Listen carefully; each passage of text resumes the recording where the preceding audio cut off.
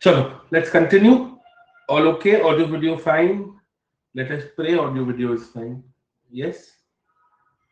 Chalo, good. So we're discussing houses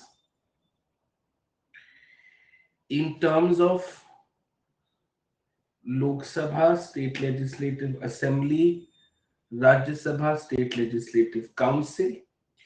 हमने ये सीख लिया कि हाँ भाई, except for state legislative councils, all others are compulsory.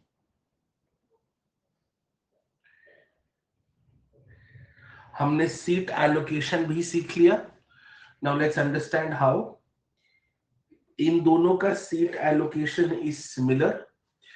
What their seats are based on is the 1971 census. Correct? This is frozen till 2026 because of the 84th Constitutional Amendment 2001. इससे पहले it was frozen till the year 2000 because of the 42nd Amendment of 1976. और हमने seats के principal सीख लिए. That approximately same population across constituencies, and for specifically Lok Sabha, the ratio of constituency to population is largely the same. The approximately same population across constituencies applies to both Lok Sabha and legislative assemblies. Yes or no? Correct? Good. Both of them are directly elected houses. They function on the principle of universal adult franchise. Their constituencies are called parliamentary constituencies. They are called assembly constituencies. The base is assembly constituencies. On top of it, your parliamentary constituencies are built. Correct? ठीक है. यहां तक हमें समझ में आ गया. Schedule 1 रोपा, Schedule 2 रोपा, रोपा 1950, Schedule 4 Constitution, and Schedule 3 Representation of People's Act. Now, this is conceptual. Based on the 1971 census, we were allowed to have a maximum of 550 parliamentary constituencies. ठीक है? Based on the 1971 census, fulfilling these two conditions. तो ये number 550 कहां से आया हमको समझ में आ रहा है कि 1971 सेंसस के हिसाब से मैक्सिमम हमें 550 कॉन्स्टिट्यूएंसीज हम बना सकते थे. जब हमने इसको इंप्लीमेंट किया, ये हमने 543 कॉन्स्टिट्यूएंसीज डिजाइन करी. ठीक है? 545 बेसिकली, बट वो 2 एंग्लो इंडियंस वाला 104th अमेंडमेंट की वजह से हट गए. ठीक है? Good. Now, no problem? Yes. This is a representation of all states and all union territories. ठीक है. Now, what is the interesting part? The interesting part is state legislative assemblies have a range. है ना? State legislative assemblies have a range. This range can be anything between 60 to 500. इसमें for smaller states like Sikkim, there can be an exception because Sikkim was added through an exceptional constitutional amendment, 36th amendment. If you remember, we discussed this in territory. So usual stuff does not apply to Sikkim. And on a state by state basis, you will determine a range. ठीक है, good, fair enough, the same applies. Now who determines the range, कि MP में इतनी MLA constituencies होंगी, UP में इतनी MLA constituencies होंगी, ये कौन डिसाइड कर रहा है? Who is deciding the number?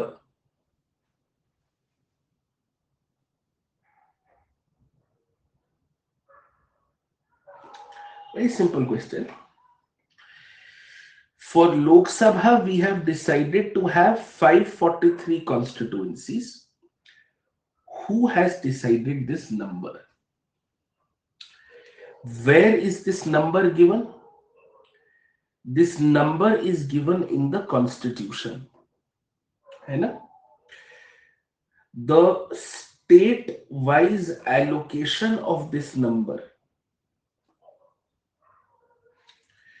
The state-wise allocation of this number is given in Schedule 1 of ROPA 1950.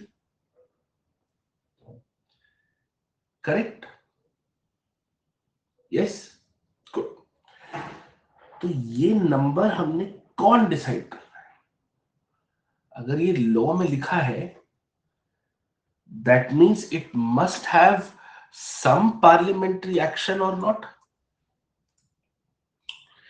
That means it must have some parliamentary action or not? Right? But parliament कब से decide करने लग गया? हमने कभी parliament को ये करते हुए देखा है?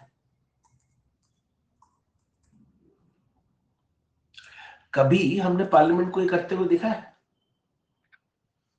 नहीं. ठीक है. We have heard of something called the Delimitation Commission,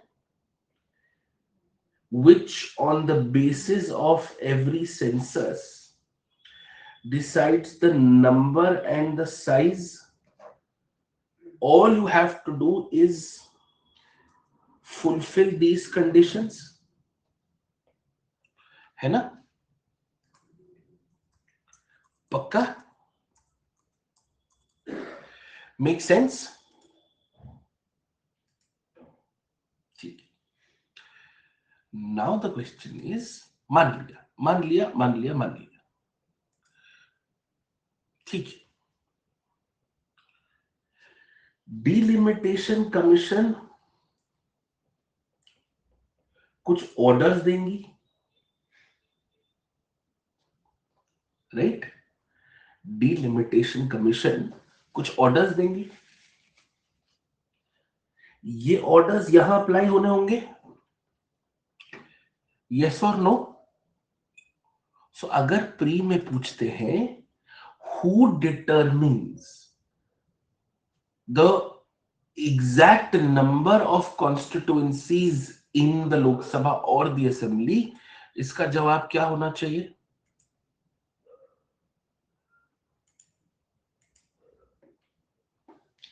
yes और no?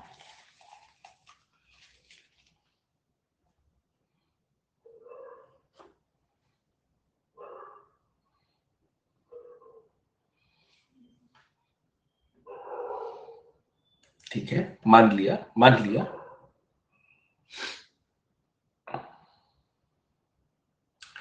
Go back to your basics.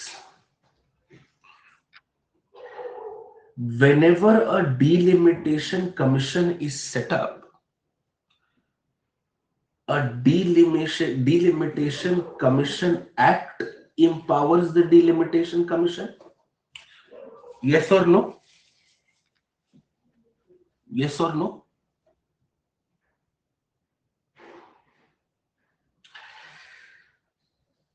Under this, the delimitation commission will issue certain orders.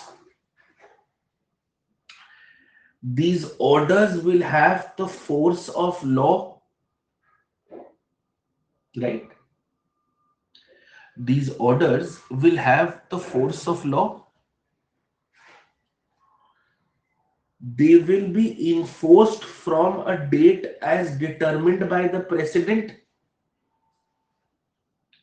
Yes or no?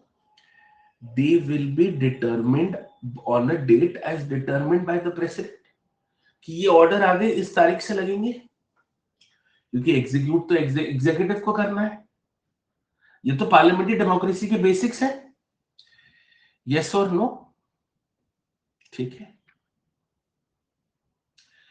In orders की कॉपीज आप अपने legislatures में present कर सकते हो, लेकिन इनमें कोई चेंजेस परमिसिबल नहीं होते. Right?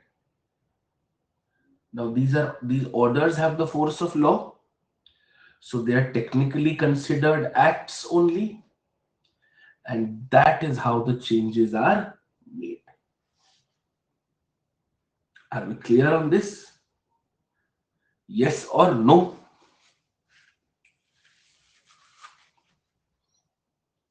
So every time you are making these changes, माना कि ये एक एक्ट में चेंज है, लेकिन इसमें पार्लियामेंट का कोई रोल नहीं है कि नहीं? यस और no?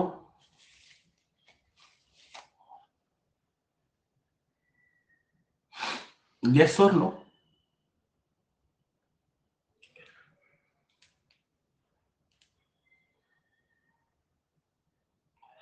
These are nothing but delimitation orders that are integrated. आया समझ में? पक्का?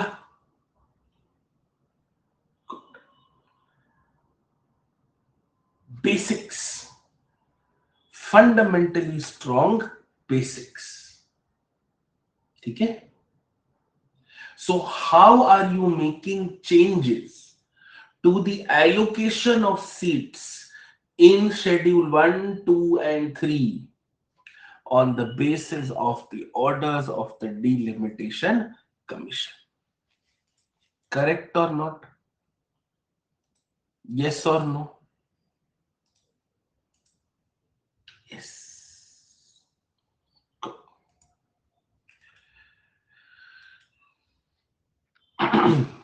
Delimitation is the process of deciding the number and the size of vacancies. ठीक है? Basically, size of constituencies. अब number and size of constituencies कहां पे apply होंगी?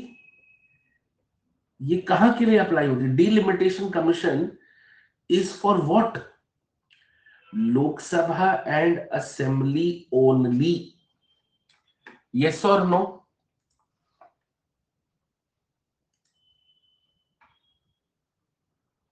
Correct.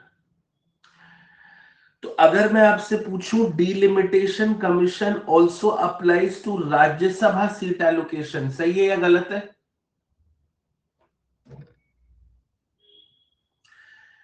Delimitation Commission also applies to state legislative council allocation. सही है या गलत है?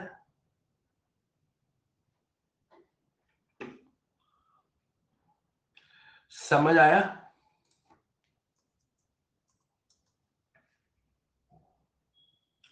Are we clear on this? इतना अपने को रॉक सॉलिड होना पड़ेगा. ठीक है? Make sense? Very good.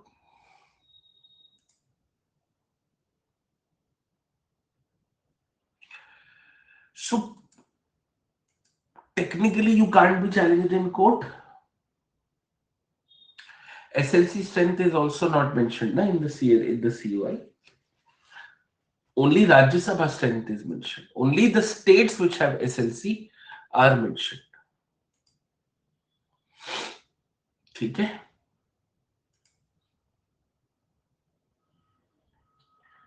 ये सिंगल डीसी. अब मैंने क्या बताया? बेस असेंबली कॉन्स्टिट्यूएंसी का, और चेंज क्या होता है असेंबली और parliamentary. Single delimitation commission will change different. मैं भी बताऊंगा, don't worry about.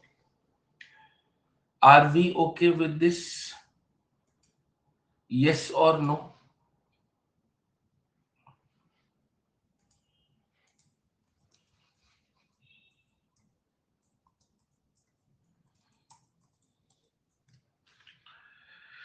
Very good.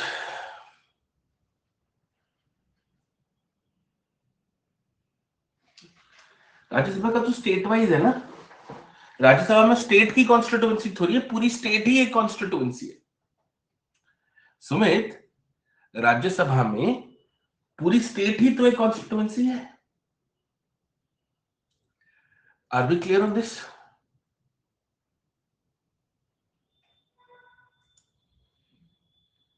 ठीक, यस, चलो will do delimitation in election. मैं अभी बस कोर चीजें पढ़ा रहा हूं, यहां समझने की जरूरत है। ये नंबर समझ में आया कैसे आ रहा है? ये नंबर समझ में आया कैसे आ रहा है? These are all delimitation commission of India orders. बस मुझे इतना जानना है, ठीक है? ओके ना, राज्यसभा पे आ जाओ। सब बता रहा हूं मैं धीरे धीरे, डोंट वरी, सब बता रहा हूं, सब बता रहा हूं। राज्यसभा पे आ जाओ।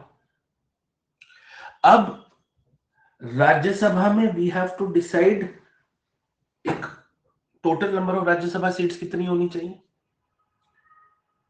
This will be decided on the basis of the 1971 census again, ठीक है, फ्रोजन है। और इसके बेसिस पे हमारी मैक्स उस 250, मैक्स उस 250 एंड हमने कहा 245 से काम चल जाएगा। इसमें से इलेक्टेड भी है और नॉमिनेटेड भी है, इसमें से इलेक्टेड भी है और नॉमिनेटेड भी है, ठीक है। अब 233 elected and 12 nominated on the basis of literature, arts, science and social service। अब ये 245 का नंबर कहां से आया? करेक्ट। क्या डिलिमिटेशन की पावर है ये? नहीं, बिल्कुल भी नहीं। कौन डिसाइड कर रहा है ना? What is entry number 72? मैंने अभी बताया था आपको, अभी थोड़ी देर पहले मैंने आपको बताया था एंट्री नंबर 72।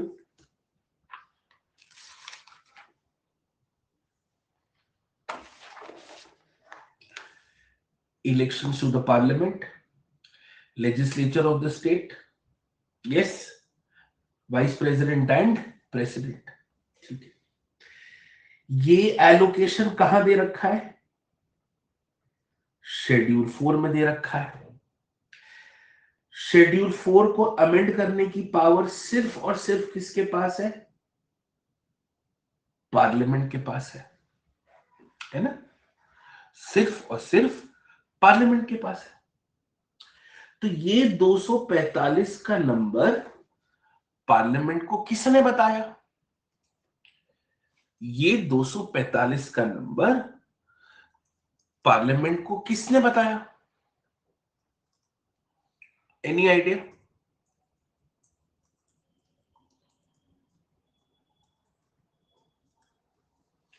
ट्राई करके देखिए।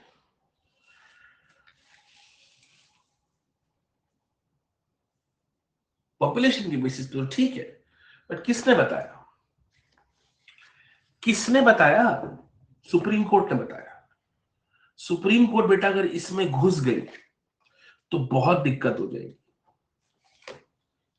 कि Rajasthan government of India act ने बताया। डिलिमिटेशन तो यहां लग ही नहीं सकता ना।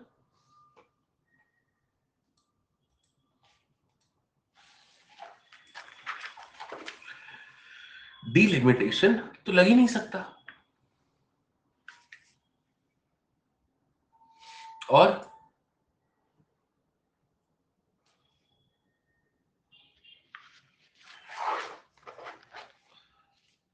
शेड्यूल 4 में ये नंबर कहां से आ रहा है कि राजस्थान की 10 सीटें होंगी? ये किसने बता दिया? कि ये पार्लियामेंट ने खुद डिसाइड किया है?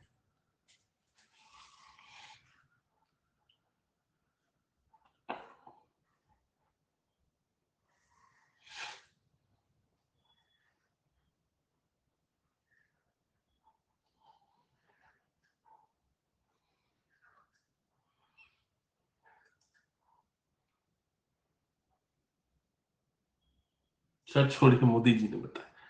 ठीक, सही बात है। इसको बहुत ध्यान से समझना कि ये पार्लियामेंट के बेसिस पे होना चाहिए,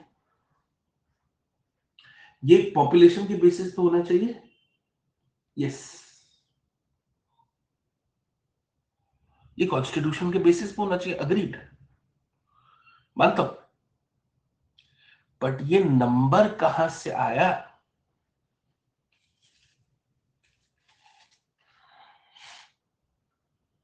ठीक है, ध्यान से सुनना। Article 80 of the constitution, article 80 of the constitution very largely deals with the composition of the council of states. Article 80 clause 1 कहता है 250 मैक्सिमम स्ट्रेंथ होनी चाहिए, उसमें से 12 नॉमिनेटेड होंगे and 238 can be representatives of the states. उसी article 80 का clause 3 कहता है, एक बार आर्टिकल 80 में, सॉरी भूल गया लगाना, एक सेकेंड, इसलिए कहते हैं थोड़ा सा कॉन्स्टिट्यूशन को ध्यान से पढ़ना है।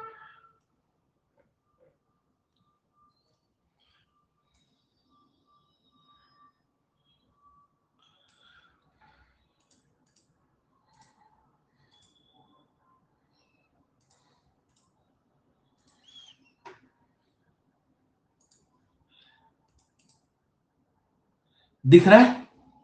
यस। आर्टिकल 80 क्लॉज 3 क्या कहता है कि भाई आप किसी को नॉमिनेट करना चाहते हैं तो कर सकते हैं। उसके बाद पढ़िए क्या लिखा है, आर्टिकल 80 क्लॉज 4, जो एलोकेशन ऑफ सीट्स हैं जिन्हें स्टेट के एमएलए भरेंगे, वो फोर्थ शेड्यूल में लिखा है। ये लिखा है ना, the representatives of each state in the council of states shall be elected by elected members of the assembly of the state in accordance with the system of proportional representation by means of single transferable vote। और article 80 में clause 2 में क्या लिखा है, the allocation of seats in the council of states to be filled by the representative of states and the union territories shall be in accordance with the provisions in that behalf contained in the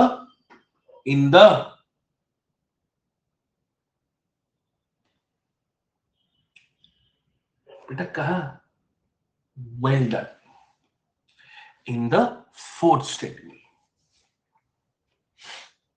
ठीक है, clear? और ये line भूल गए, the representatives of the union territories in the council of states shall be chosen in such a manner as the parliament may by law prescribe। पक्का? Parliament ने इलेक्शंस के लिए कौन सा लॉ बनाया? Representation of peoples act 1950। इसमें part 4A में यूनियन टेरिटरी से अगर रिप्रेजेंटेशन जाना है तो कैसे जाएगा, वो यहां लिखा गया है। Are we clear on this? Yes और नो? अंडरस्टूड?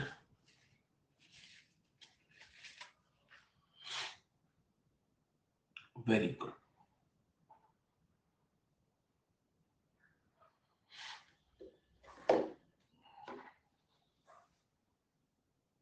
रुक जाओ रुक जाओ,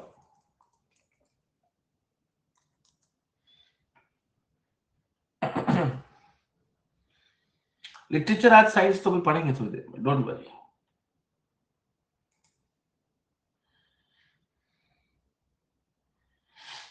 ठीक है, गुड। अभी भी हमें अपना आंसर मिला,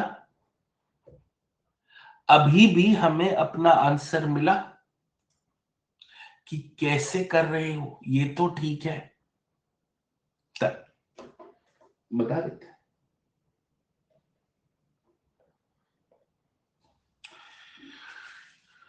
When was the constitution ready? 26th November 1949, that is when the constitution was ready. उस टाइम पे the Rajya Sabha was supposed to consist of a total of 217 members. उसमें से 17 were to be nominated and 200 were to be elected. ठीक है, are we clear on this? Sorry, 12 were to be nominated and 205 were to be elected. ठीक है, originally कहानी ये थी। उस टाइम पे हमारे पास part A B C D states थे।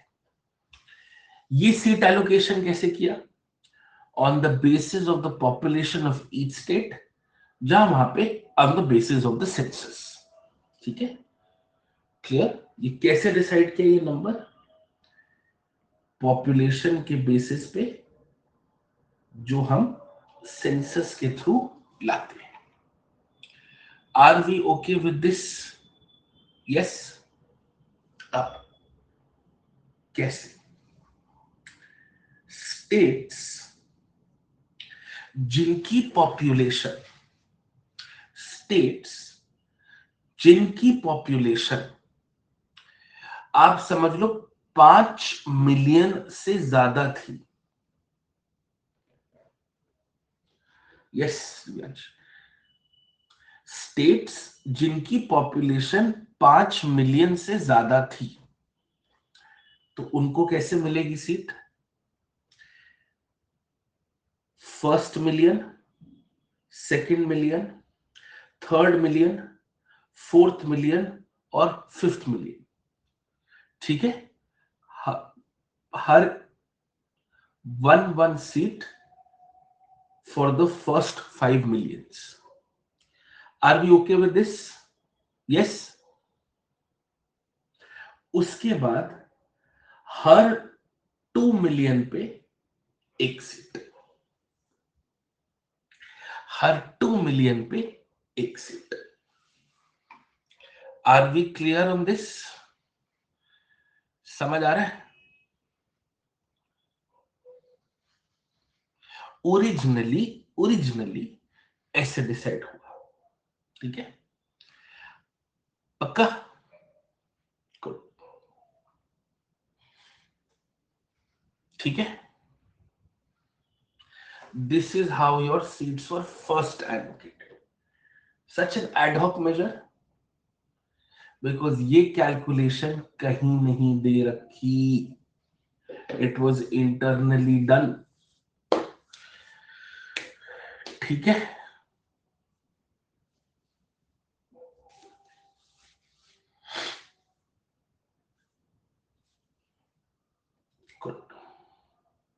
एब्सोल्युटली अनफेयर, बट ऐसे ही तो फेडरलिज्म को बैलेंस करना था। ठीक है, क्लियर? अब समझ आया? Make sense?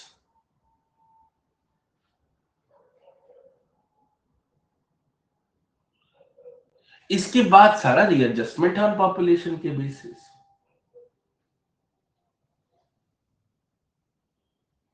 ठीक है,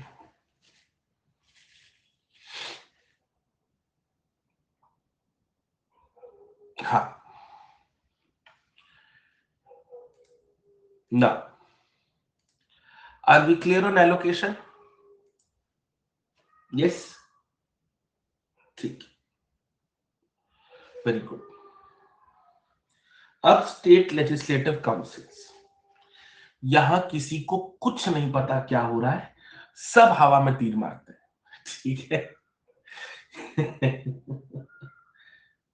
सुमित, अभी एक वो बेस बन गया, उसके बाद पॉपुलेशन के बेसिस पे चेंजेस करते रहे, रीजन बदलते गए ना। अब तो पॉपुलेशन के बेसिस पे कर लिया, प्रॉब्लम तो फर्स्ट टाइम की थी, इसलिए। ठीक है, गुड। अब यस, थोड़ा सा ध्यान से देखना, it all comes back to your basics of elections, इसलिए हम ये साथ में पढ़ते हैं। ठीक है, तो कन्वेंशन में लो,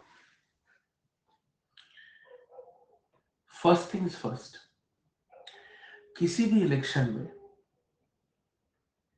कोई वोटर होता है ना, वो इलेक्टर होता है। A voter is an elector is a valid voter. An elector is a valid voter. Yes. किसी भी इलेक्शन में कुछ बहुत बेसिक सवाल है, who is electing,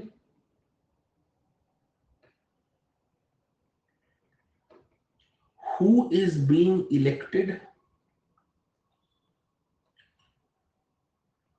what are they representing,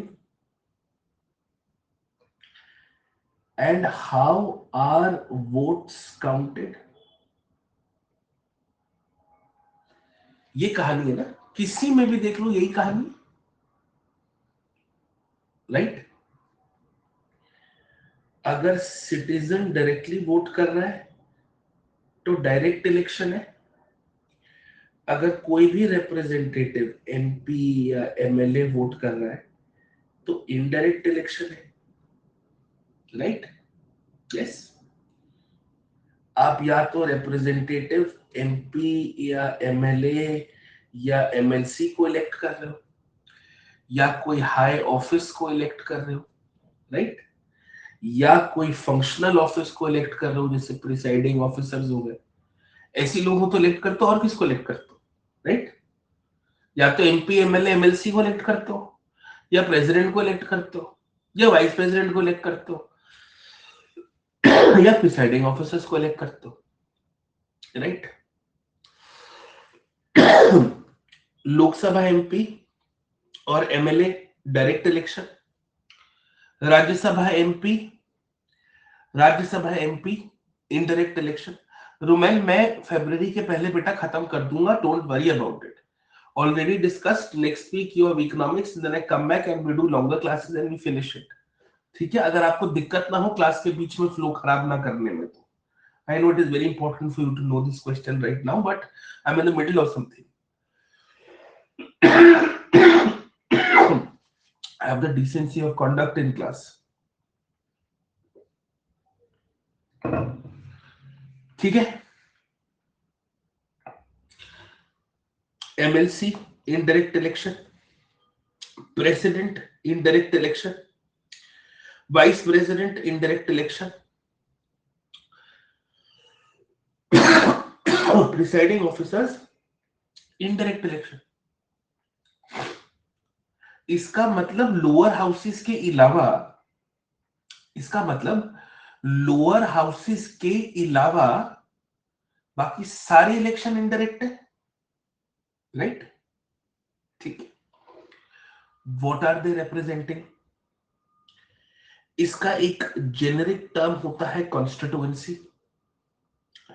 अब वो पार्लियामेंट्री कॉन्स्टिट्यूएंसी हो सकती है, असेंबली कॉन्स्टिट्यूएंसी हो सकती है, पूरा स्टेट हो सकता है, इंडिया हो सकता है ना। राज्यसभा वाले स्टेट को रिप्रेजेंट कर रहे हैं, असेंबली एमएलए वाले असेंबलीज को रिप्रेजेंट कर रहे हैं, लोकसभा वाले पार्लियामेंट्री कॉन्स्टिट्यूएंसी को रिप्रेजेंट कर रहे हैं, प्रेसिडेंट वाइस प्रेसिडेंट इंडिया को रिप्रेजेंट कर रहे हैं, राइट।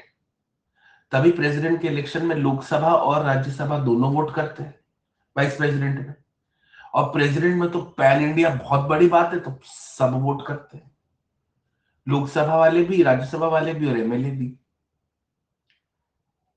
राइट। अब how are there votes counted, इसमें सीधे सीधे दो सिस्टम्स हैं, first past the post and proportional representation. ये कोई यूनिक फॉर्मूला नहीं है, there can be different types of proportional representation. First past the post का मतलब है मोर votes than others, more votes than others, right? This is simpler but less democratic. Simpler but less democratic.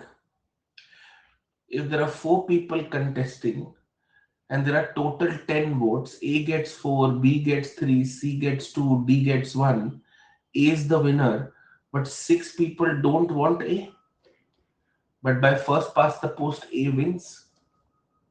हमारे assembly constituencies और parliamentary constituencies में यही होता है, ठीक है? गुड. अब प्रोपोर्शनल रिप्रेजेंटेशन का मतलब क्या हुआ? प्रपोर्शन टू समथिंग नहीं, प्रपोर्शन टू समथिंग, करेक्ट? मतलब इस तरह से बात हुई ना, आप फ्रेंड 1, फ्रेंड 2, फ्रेंड 3, फ्रेंड 4 और फ्रेंड 5 डिनर करने गए. इसमें से फ्रेंड 1 ने दिया 100 रुपीज, फ्रेंड 2 ने दिया 50 रुपीज, फ्रेंड 3 ने दिया 30 रुपीज, फ्रेंड 4 ने दिया 10 रुपीज और फ्रेंड 5 ने दिया 10 रुपीज. पिज्जा का स्लाइस आया. फ्रेंड 1 है चिंदी, बोला मैं ज्यादा पैसा दिया तो मैं 2 स्लाइस खाएगा. यही है, मैं ज्यादा पैसा दिया है तो मैं 2 स्लाइस खाएगा. इसी को आप प्रोपोर्शनल रिप्रेजेंटेशन कहते हैं बेटा. इन प्रोपोर्शन टू समथिंग, ठीक है? तो प्रोपोर्शनल रिप्रेजेंटेशन से क्या हो रहा है कि वोट की हमें रियल वैल्यू पता चल रही है. वोट की हमें रियल वैल्यू पता चल रही है. तो अगर मुझे वोट की रियल वैल्यू पता चल रही है तो मैं मैक्सिमम नंबर ऑफ वोट्स पर जा सकता हूं. I don't have to stick to more votes than others. और ये मैक्सिमम नंबर ऑफ वोट्स जाने के लिए मुझे थोड़े से वोट्स ट्रांसफर करने पड़ सकते हैं. मुझे थोड़े से वोट्स ट्रांसफर करने पड़ सकते हैं. जब तक मैं मैक्सिमम नंबर तक पहुंचू ना तो मैं सबसे प्रेफरेंस लिखवा लूंगा वोट करते टाइम. इसी को आप सिंगल ट्रांसफरेबल वोट के नाम से जानते हो. कहानी तो बस इतनी है ना, राइट? तो फिर इसको यहां अप्लाई करके देखो. अगर प्रेसिडेंशियल इलेक्शन एक इनडायरेक्ट इलेक्शन है ऑन प्रोपोर्शनल रिप्रेजेंटेशन, मतलब जिस एमएलए की पॉपुलेशन ज्यादा होगी उस एमएलए का वोट ज्यादा गिना जाना चाहिए. यही मतलब हुआ ना भाई, करेक्ट? तो जब आप वोट्स की रियल वैल्यू निकाल रहे हो, आप वोट्स को सिर्फ एक स्टैटिस्टिकल नंबर बन के नहीं छोड़ रहे, आप सबको फोर्स्ड इक्वलिटी बिफोर लॉ के एंगल से नहीं देख रहे, आप इलेक्शंस को इक्वल प्रोटेक्शन ऑफ लॉ के एंगल से देख रहे हो, आप सब्सटेंटिव इक्वालिटी देख रहे हो. तो प्रोपोर्शनल रिप्रेजेंटेशन हो गया. So your votes are in proportion to something, right? तो अगर फॉर एग्जांपल राज्यसभा का इलेक्शन है, लेट अस से यूपी की 5 राज्यसभा की सीटें हैं, तो यूपी के राज्यसभा सीट की 5 सीटें जीतने के लिए कुछ मिनिमम नंबर ऑफ वोट्स लगेंगे क्योंकि यूपी की पॉपुलेशन ज्यादा है. यूपी के राज्यसभा का इलेक्शन जीतने के लिए जितने वोट्स लगेंगे वर्सेस अरुणाचल का राज्यसभा इलेक्शन जीतने के लिए वहां कम वोट्स लगेंगे. प्रपोर्शन दिख गया? प्रपोर्शन दिख गया? Minimum votes required. तो यूपी के एक एमएलए का वोट एक राज्यसभा, यूपी के राज्यसभा इलेक्शन के लिए ज्यादा होगा, क्योंकि यूपी में एमएलए ज्यादा है, क्योंकि यूपी की पॉपुलेशन ज्यादा है। प्रपोर्शन दिख गया? Yes.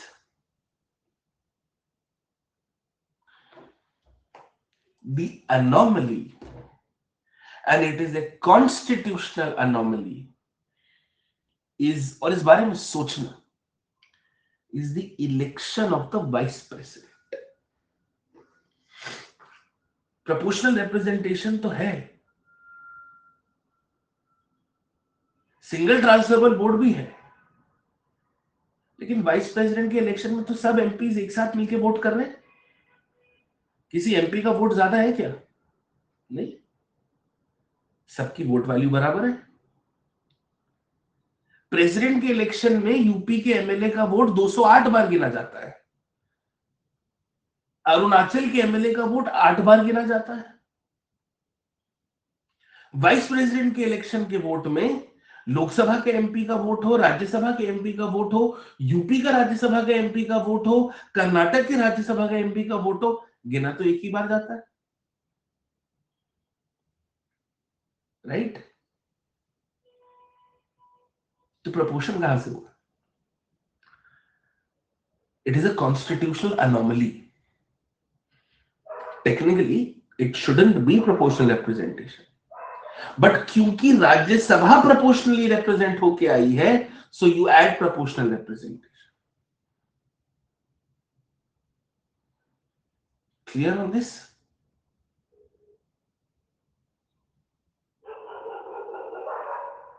Yes. Calling the vice presidential election a proportional representation is a stretch. It is a stretch. Ever think of it? How is it really proportional representation? But because it is, so it is. Yes. समझ आया? ठीक है। Now, no problem. Are we okay with this?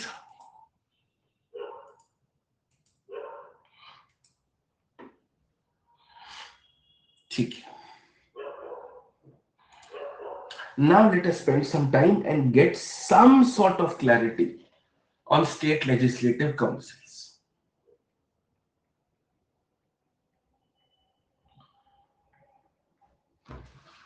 ठीक है,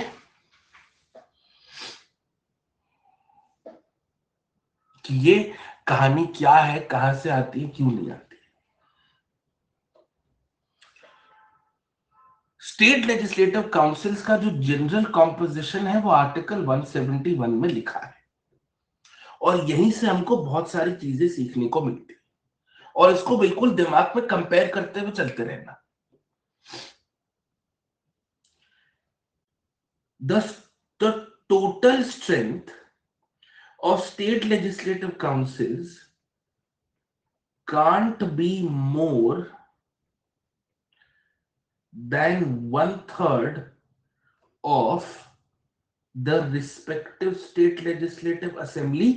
ये 171 clause 1 की opening line है, ठीक है? इसको कंपेयर करते हुए चलो। Lok Sabha strength is approximately twice of the Rajya Sabha. Lok Sabha strength is approximately twice,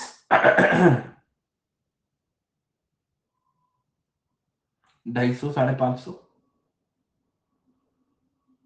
so Rajya Sabha is carrying half the weight as the Lok Sabha. यहां आपको 1/3 दिख रहा है। This shows centre stronger than the states. हमने पुरानी क्लास में 168 और 169 का उसमें मेजॉरिटी में सीख लिया था, ये आता है ना, ये सीखा था, यस और नो? गुड, ठीक है। इसका देखो कितना सिंपल एप्लीकेशन है। ऐसी कोई भी पार्लियामेंट्री कमेटी जिसमें लोकसभा और राज्यसभा के दोनों मेंबर्स होंगे, ये इसी रेशियो में मिलेंगे आपको। पब्लिक अकाउंट्स कमेटी 22 मेंबर होते हैं, 15 लोकसभा, 7 राज्यसभा। कभी याद करना नहीं पड़ेगा। These ratios make a lot of difference. कोई भी जॉइंट पार्लियामेंट्री कमेटी है जिसमें दोनों हाउसेस के मेंबर्स हैं, Lok Sabha members will generally be twice the size of Rajya Sabha, right? Departmentally related standing committee 21:10. Any committee which has both members of Lok Sabha and Rajya Sabha, this will always be the case. ठीक है, तो उन्होंने ये कहा। फिर range क्या है कि मिनिमम 40। इसमें भी अगर सिक्किम वगैरह में आपको एक्सेप्शन चाहिए तो मिल जाएगा, हालांकि सिक्किम में काउंसिल है नहीं। ठीक है, ऑलराइट। इंपॉर्टेंट बात, लोकसभा स्टेट लेजिस्लेटिव काउंसिल का कॉम्पोजिशन क्या हो सकता है, ये पार्लियामेंट बाय लॉ डिसाइड कर सकती है। आज तक किया नहीं। समझ आ रहा है? कर सकती है, किया नहीं। और जब तक नहीं किया तब तक 171 का कंपोजिशन फॉलो करना है। ये सीखा? तो अगर प्रीलिम्स में आता है the parliament has the power to determine the composition of legislative council, कि कितने लोग कहां से आएंगे, वो फैक्चुअली करेक्ट है। Because entry number 72 union list, और जब तक कानून नहीं बनता तब तक 171 में हम आपको एक ब्रॉड तरीका दे देते हैं। जब बनाना बना लेना, जब तक नहीं बना है तब तक ये चलाओ। ऐसा आपको कॉन्स्टिट्यूशन में बहुत जगह देखने को मिलेगा। That the parliament has the power to make a law, until the law is being made, please follow this. बहुत जगह देखने को मिलेगा। ठीक है, क्लियर ऑन दिस? गुड। तो पार्लियामेंट ने कॉम्पोजिशन नहीं डिसाइड किया, ठीक है, लेकिन एलोकेशन डिसाइडेड है। कौन सी स्टेट्स में कितने टोटल एसएलसी के मेंबर्स होंगे, ये पार्लियामेंट डिसाइड कर रहा है। ठीक है, कैसे? रोपा थ्रू शेड्यूल 3। ठीक है, गुड। अब ध्यान से देखना, 1/3 of the total members of the legislative councils will be elected by members of municipality, district boards, any other local authority as the parliament by law specify। ठीक है, कौन सा लॉ है भाई ये? शेड्यूल 3 रूपा। ठीक है, 1/3 are chosen by municipalities, district boards and local authorities. कौन सी म्यूनिसिपैलिटी, कौन सा डिस्ट्रिक्ट बोर्ड, कौन सा अथॉरिटी, वो state by state parliament law में लिख के देती है। ठीक है,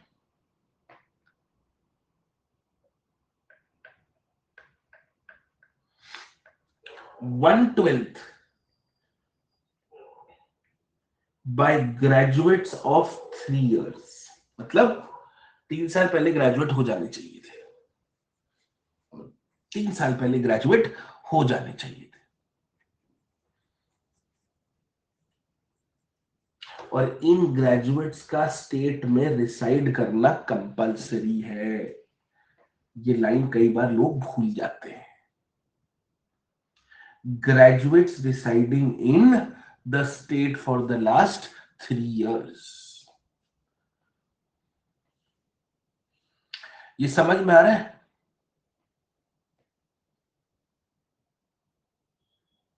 आप स्टेट में रह रहे हैं और 3 साल से ग्रेजुएट है।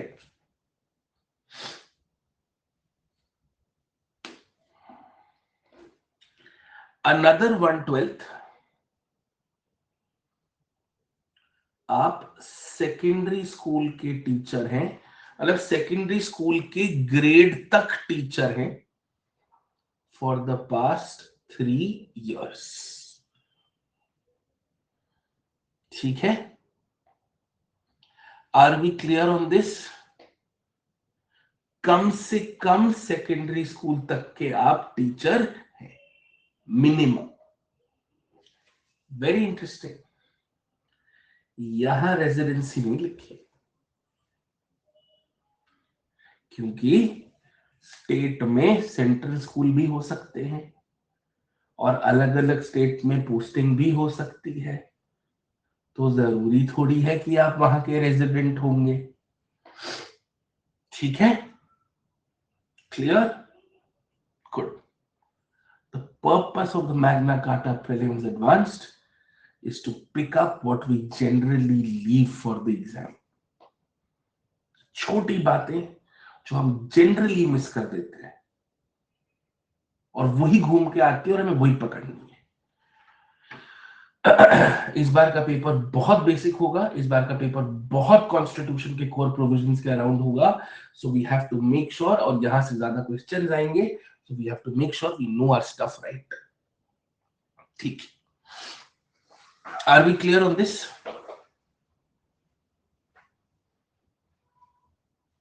निवासी।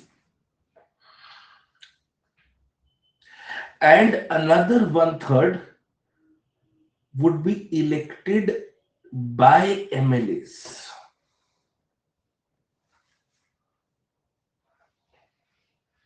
ठीक है, और यहीं पे एक छोटी सी कंडीशन दे रखी है, you can not be a sitting MLA, है ना? You cannot be a sitting MLA। 1/3 elected by members of the legislative assembly from amongst persons who are not members of the assembly। समझ आया? बहुत ध्यान से। MLAs एक existing MLA को MLC नहीं बना सकते। क्लियर है? MLAs एक एग्जिस्टिंग MLA को MLC नहीं बना सकते, लेकिन लेकिन ये लोग तो बना सकते हैं। Can a sitting MLA be chosen by these people? Yes। Are we clear? Understood?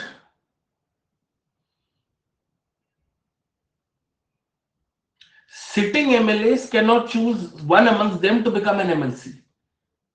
इसका रीजन ये है कि आप SLC को रिटायरमेंट चेंबर मत समझो कि आपको पता है अगले साल आप हारने वाले हो, तो अभी अपनी मेजोरिटी आई है, उठ के MLC बन जाते हैं 6 साल के लिए, फिर वापस आ जाएंगे। वो वेकेशन होम नहीं है आपका।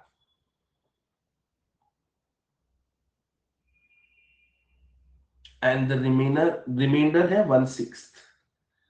ये ध्यान रखना, ये 1/6 कॉन्स्टिट्यूशन में नहीं लिखा है। 1 - 1/3 plus 1/12 plus 1/12 plus 1/3 is equal to 1/6, है ना? The constitution does not mention 1/6, it is derived. सही बात है कि नहीं? 117 क्लॉज 3 सब क्लॉज ई। ठीक है, literature, arts, science and social service, ये तो राज्यसभा में भी था। सी ऐड कर दो, कोऑपरेटिव सोसाइटीज। और ये कोऑपरेटिव सोसाइटी क्यों ऐड किया? क्योंकि कोऑपरेटिव सोसाइटी स्टेट लिस्ट में है, इसलिए ऐड किया। ठीक है, are we clear on this? Understood?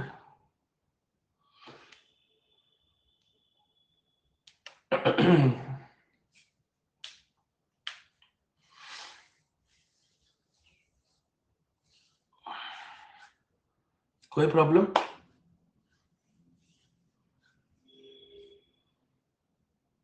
Very good. अब आगे बढ़ते हैं। सारा खेल कॉन्स्टिट्यूशन का है, अगर कॉन्स्टिट्यूशन पढ़ ले तो सब समझ में आ जाए।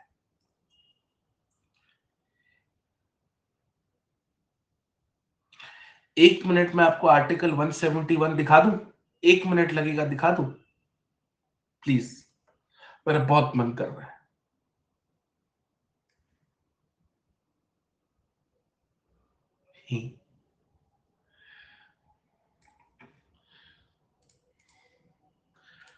प्लीज, फिर जो मेरे से आप डांट खाओगे वो अलग बात है।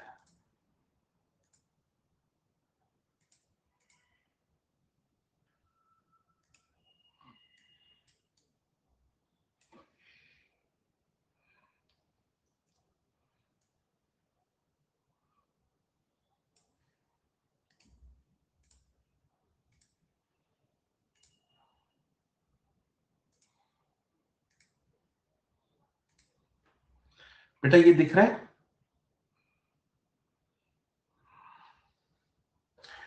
The members to be elected under subclauses A, 1/3 of local bodies.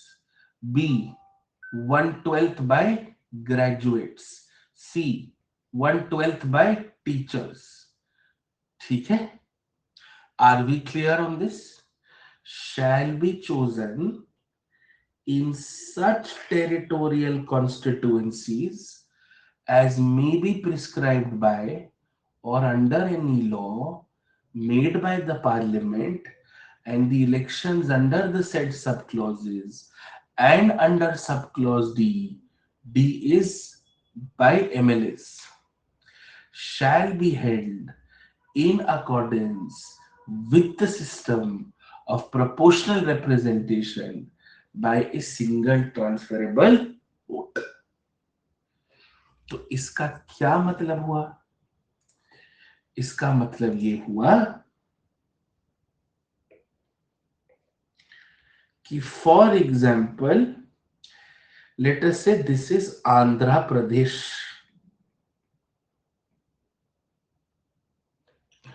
ठीक है, 1, 2, 3,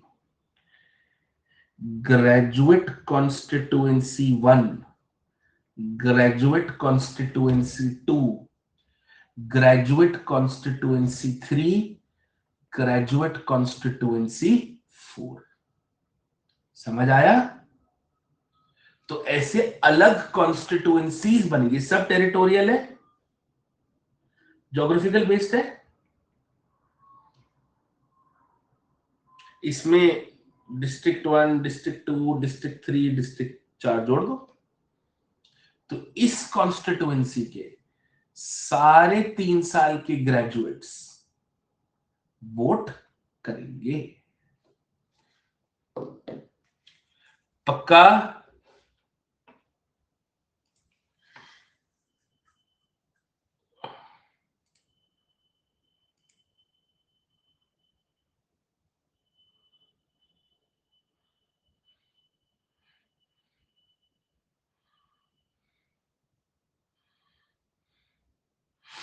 यस और नो?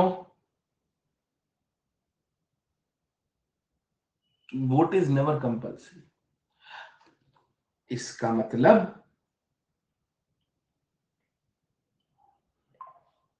इस आंध्र प्रदेश में एक हो गई parliamentary constituency 1, parliamentary constituency 2, parliamentary constituency 3, parliamentary constituency 4, parliamentary constituency 5. Yes or no?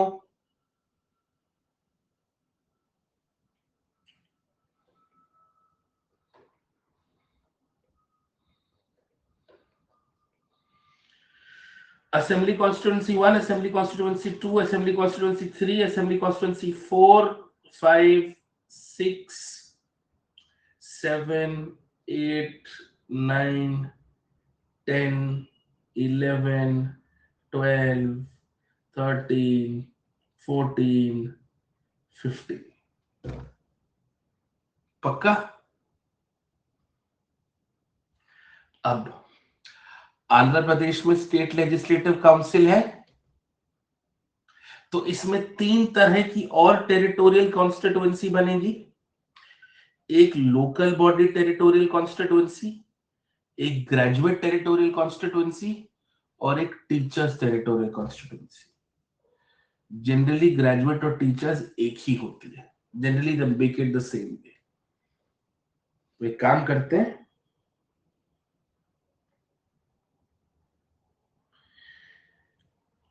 Graduate teachers territorial constituency 1, graduate teachers territorial constituency 2. आया समझ में?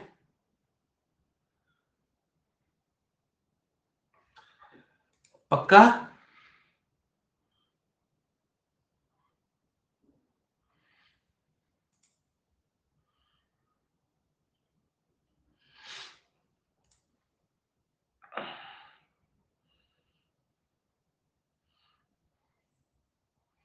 Yes or no? And this is just center and state. ग्राम सभा, block panchayat, जिला परिषद, municipality. Clear?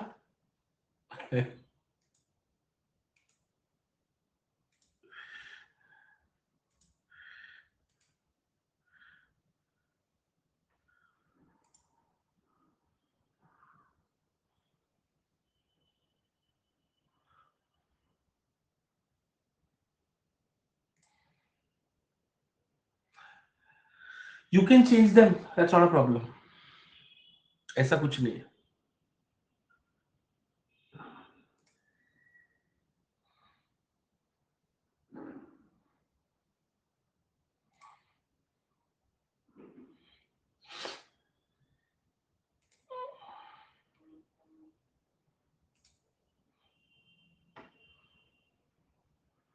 Understood?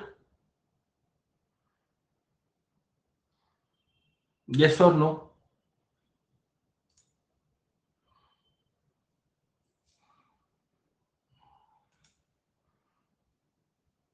Good. तो ऐसे करके हम एक्चुअली कॉन्स्टिट्यूएंसीज डिवाइड करते हैं. इसमें नंबर ऑफ सीट्स फिक्स करी जाती है on the basis of population,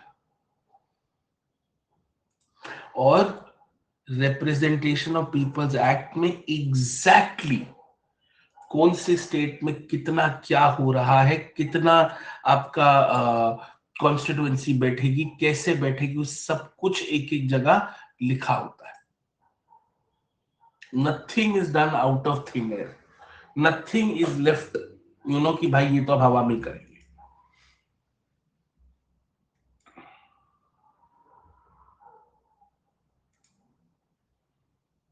ठीक है?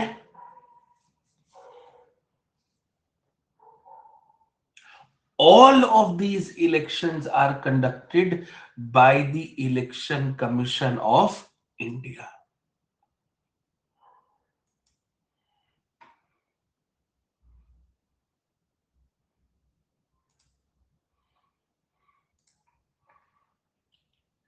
एंड आई नो मेरी बात थोड़ी सी अनबिलीवेबल लगेगी, क्योंकि ये किताब में नहीं लिखा होता, और जहां किताबों में नहीं लिखा होता वहां हम आते हैं।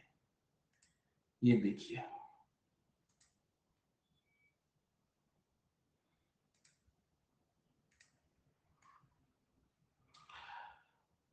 दिख रहा है?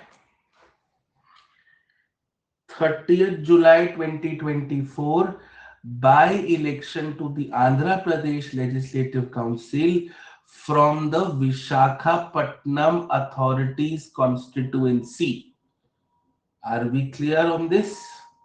तो यहां वेकेंसी है, यहां इलेक्शन होगा। Do we understand this now? पक्का? Make sense?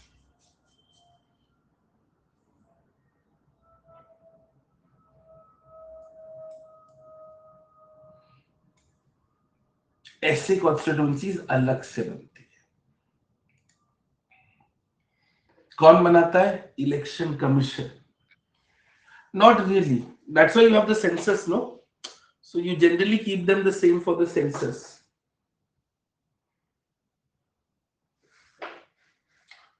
Only for parliamentary constituencies, Saurabh. Not for anything else. This is just for simplistic purposes.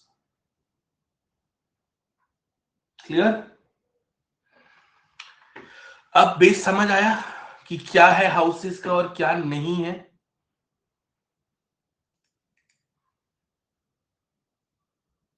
Good.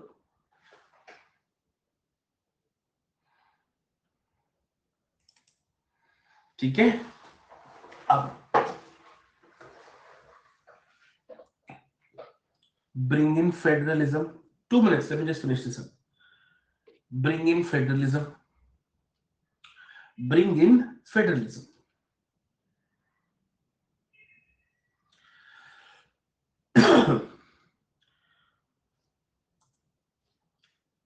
आप एज अ लोकसभा एमपी क्या स्टेट को रिप्रेजेंट कर रहे हो? यस और no?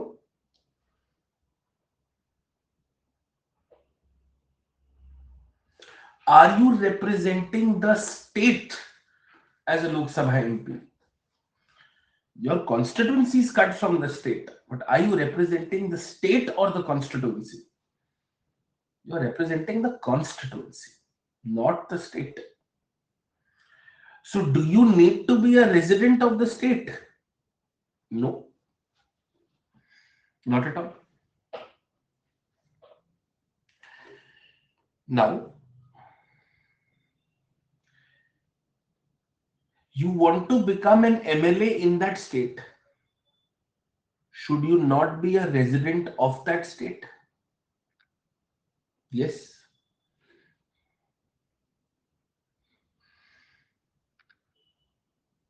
Resident, not domicile. You want to be a member of the legislative council of the state. Should you be a resident of that state? Yes. And only resident graduates can choose their own people? True. इसका मतलब whoever these people are choosing, they have to be a state resident. है ना? They have to be a state resident. You cannot contest an MLC election if you are not a state resident. You cannot contest a SLC election if you are not a state resident. Make sense? Good. Point number 2. By that logic, you are representing the states. Should you not be a resident of the state? Correct.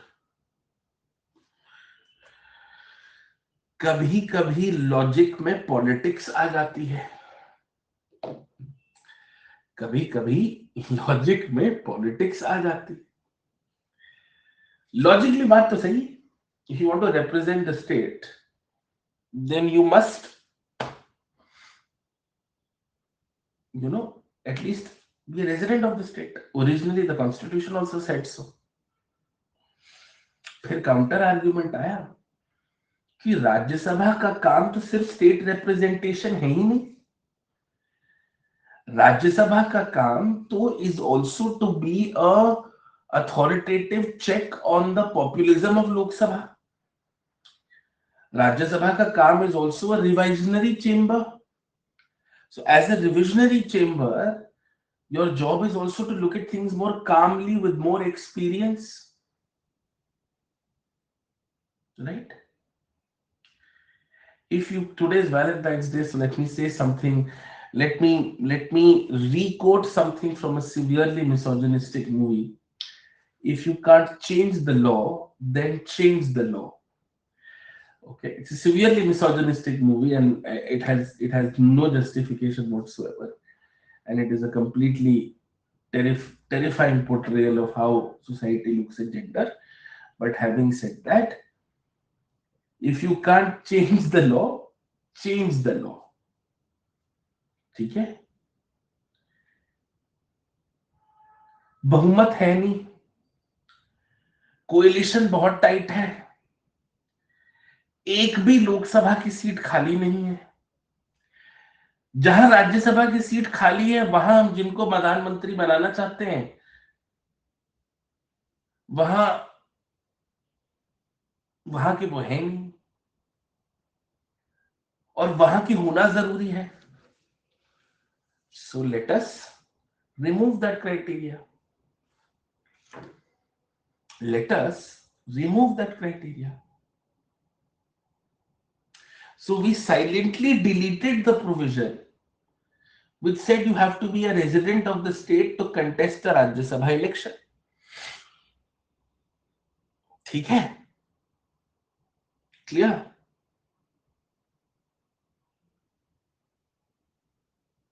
And that is how Manmohan Singh Sahab became the Prime Minister and the Rajya Sabha member from Assam.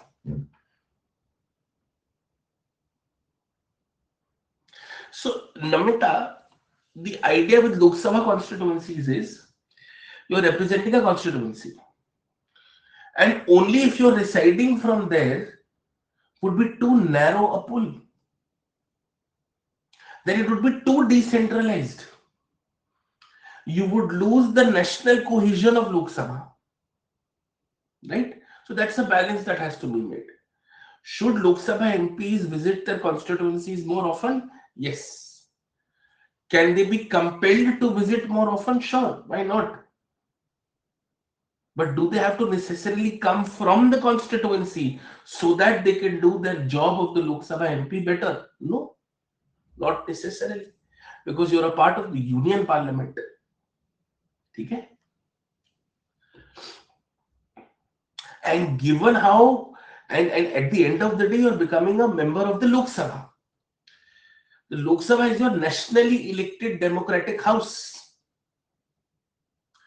Nationally elected democratic house. Shall I give me 5 minutes? I'll just wind up. Don't worry. Is your nationally elected democratic house. So if you are the nationally elected democratic house, it does not matter where you come from. Yes. Does it blur accountability? Sure. But please understand, the law can only do so much. ठीक है? Think the counter. Do we understand this? Then what difference will a local constituency versus a panchayat election be? Right? Yes, MP lads is to secure accountability. बिल्कुल. And that is why you can contest from 2 Lok Sabha seats at once. Right? You can contest from 2 Lok Sabha seats at once. Yes or no?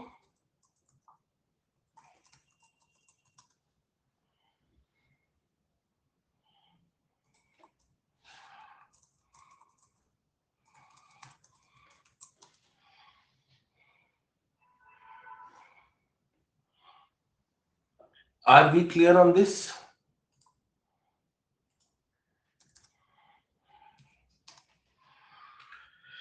Understood? Good.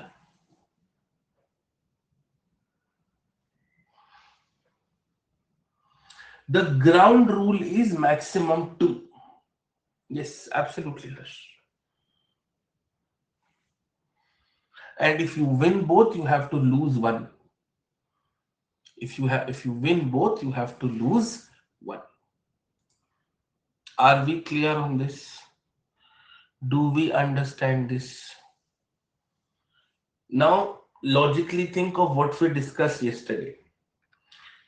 How many maximum constituencies can you contest from? Is it so serious that it has to be written in the constitution? Yes or no?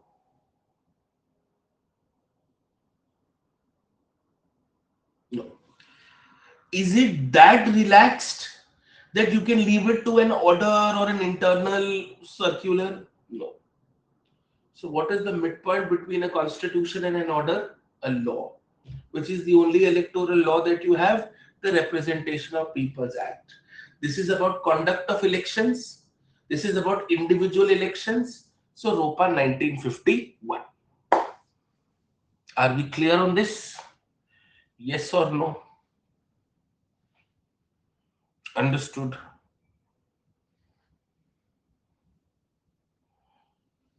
Good.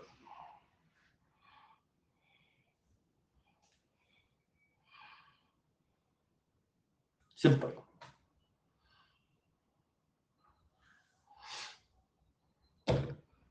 Are we okay with this so far?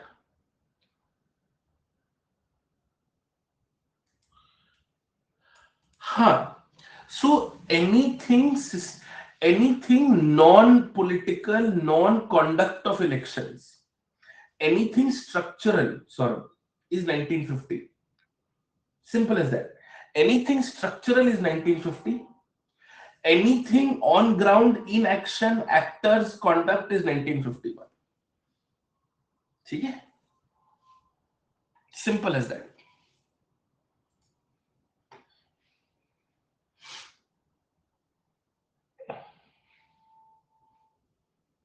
So think about this. Where do you think electoral roles should be mentioned? Is it structural or it is implementation based? Structural or implementation based? Structural. Structural. Structural. Where do you think the seats of Lok Sabha should be mentioned?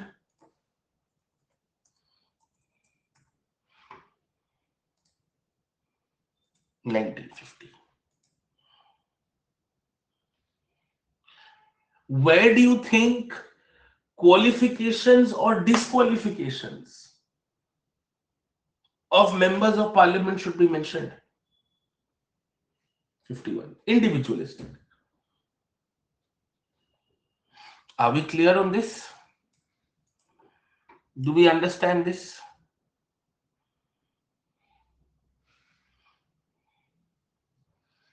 (1950) only has constituencies, electoral rolls, delimitation. That's all. Constituencies, electoral roll, delimitation. Everything else is 1951. Clear?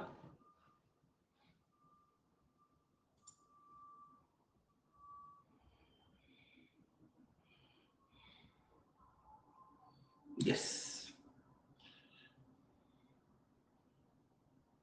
Constituencies, delimitation, electoral rules. 1951, rest of it all. Should be banned. Should violate basic structure. Depends, let the results be out first. Let's see. Are the houses clear now? Do we now understand how houses are structured? Yes or no? समझ आया? पक्का? Good. Excellent. ठीक है? Good. Now let's call it a day because I can see server loads racking up. I know it's intense today, but okay. I know we were not we were supposed to give you a few days only of economy and science and tech coming week. But with your permission, I'd like to take a few classes in the weekdays also next week and gently cover up a few things alternatively. Yes, is that okay with you? Does that make sense? Yes, है ना? I'm sure we can manage that a little bit. थोड़ा सा कर लेंगे, not be. I know. I will do it alternatively or something, but I'd like to take a few classes next week also. Yes.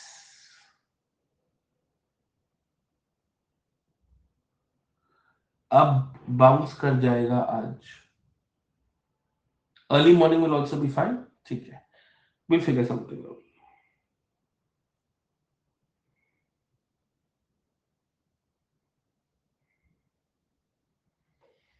Yeah, early morning might be a problem.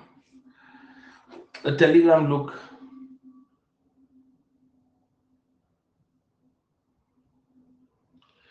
कुछ gap नहीं होगा भाई. Put the notes on the Telegram channel by the mummy. ठीक है. Good to go. Context is fine. Are we now getting the hang of it? Do you now understand the difference? We'll do core concepts. With those core concepts, very easy to just add up the facts. Okay? And wherever facts have to be taken into consideration, they are done in the right amount of detail. Okay? Good. This is why elections and legislature are a part of the same universe. You cannot separate the two. Otherwise, it's too distant an idea. Okay, thank you. See you. Bye bye. Good evening. Thank you. See you. Just I'll just send me an email. I'll share the link with you. Okay. Thank you.